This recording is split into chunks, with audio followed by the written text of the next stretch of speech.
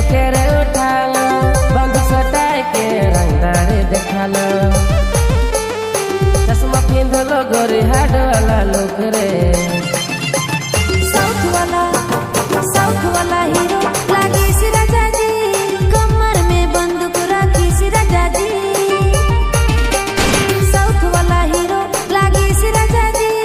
कमर में बंदूक रखी सी राजा जी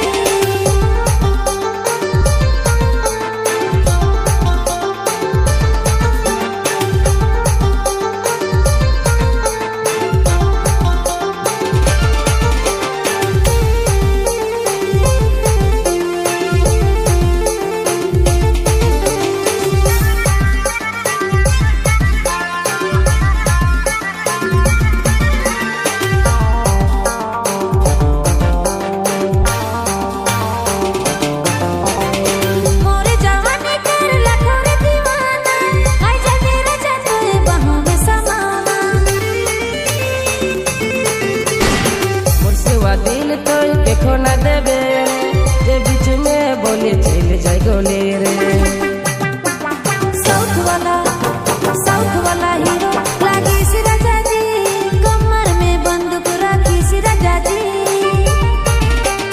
साउथ वाला हीरो लागे सी राजा जी कमर में बंदूक रखी सी राजा जी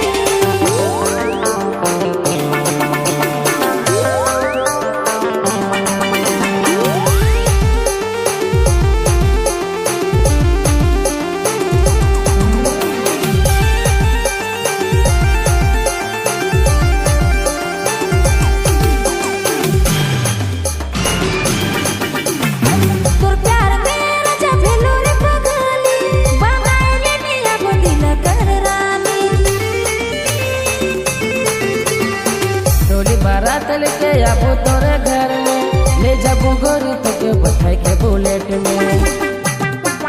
साउथ वाला हीरो लागे सी राजा जी कमर में बंदूक रखी सी राजा जी साउथ वाला हीरो लागे सी राजा जी कमर में बंदूक रखी सी राजा जी तारा धमकाए के तोके रे उठालो बंदूक सटाए के रंगदारी देखालो धमकाए के तोके रे उठालो बंदूक सटाए के रंगदारी देखालो चश्मा पिंधलो गोरी हाड वाला लोग रे।